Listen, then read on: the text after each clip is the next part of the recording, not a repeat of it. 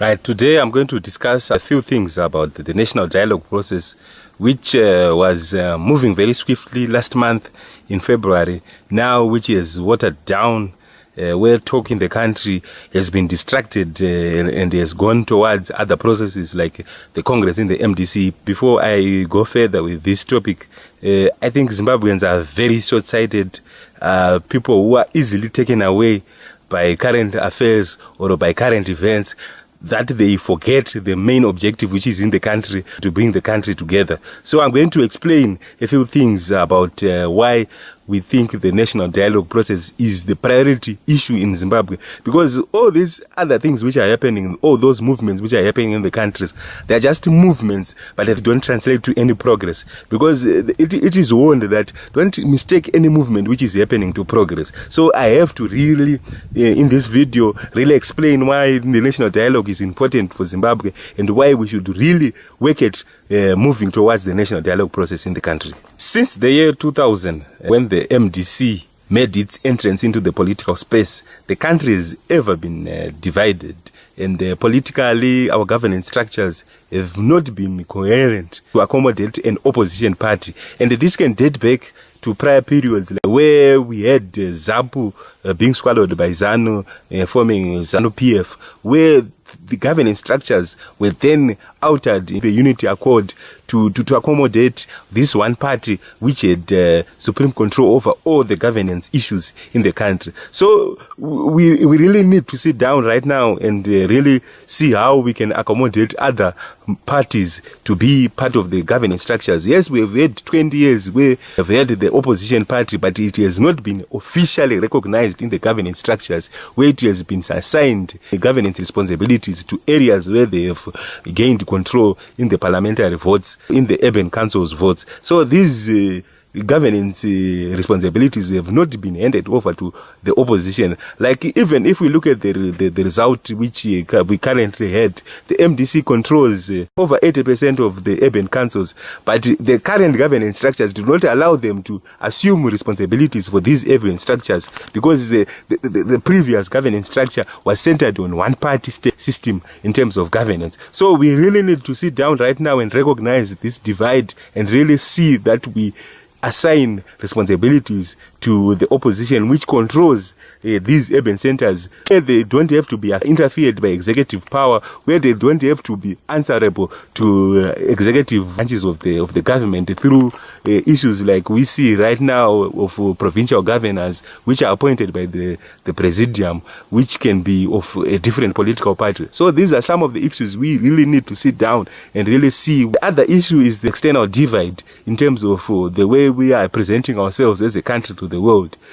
Recently, we had Professor Ntuli Mncube representing the government of Zimbabwe, globe-trotting around the world, trying to present the reforms of the country, saying that we are progressing in terms of the reforms which the world expects from Zimbabwe.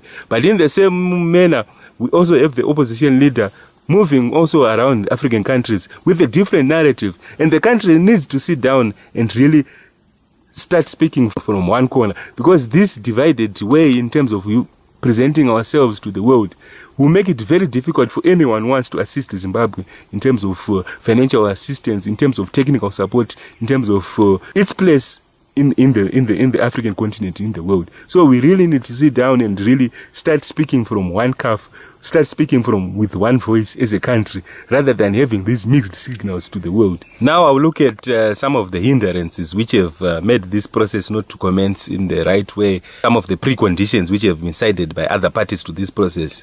The first one, which is mediation. And you see, we are a country which is now 39 years old now. And very often we have challenges internally. We always want to rely on other players to come in and help us to chart the way forward. Like, we don't really know what we want as a country. And at some point, as a country which is now 39 years, we really have to find ways in order to progress ourselves as a country. And we really have to find mediators which understand the country. You see, some of the countries we cite as possible mediators, countries like South Africa, other African countries which we cite as people who can come in to mediate. You see, they now are mature in terms of solving their own problems, because at their birth, countries like South Africa had their own meetings as South Africans, which were mediated by South Africans themselves. So every time they have challenges, they know the importance of sitting down as political players in that country. So that's why they are the ones which come usually to mediate difficulties we face as a country. But at some point, we have to start to mature as a country, because we are now 39 years old and we cannot continue to just have our destinies being placed in the hands of other people. At Lancaster House, we had this when we had the British mediation. We also had the Tambo Big mediation a few years ago.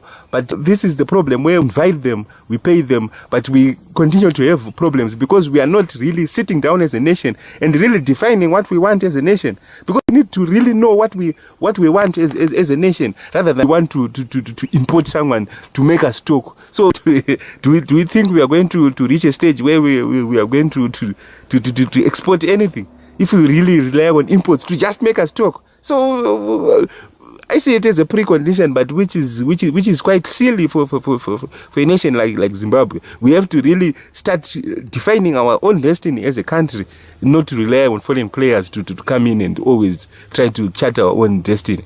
So we really need to do. I don't see this as a tangible precondition in any regard. It's something which is very silly for a country which is now old like ours. Right. The next issue is the current mediators we have right now, which are the church. I think they are also lacking a certain level of assertiveness, because they should be the ones who are dealing with these preconditions in secret and being forceful. But I have always expressed to them, the Reverend Mtatas and Bishop Chirombas, that they need a political player who knows some of the political issues which are involved. Because alone as a church without people with political skills, in this case, they will find it very difficult, because these political actors, the protagonists, are always shifting goalposts.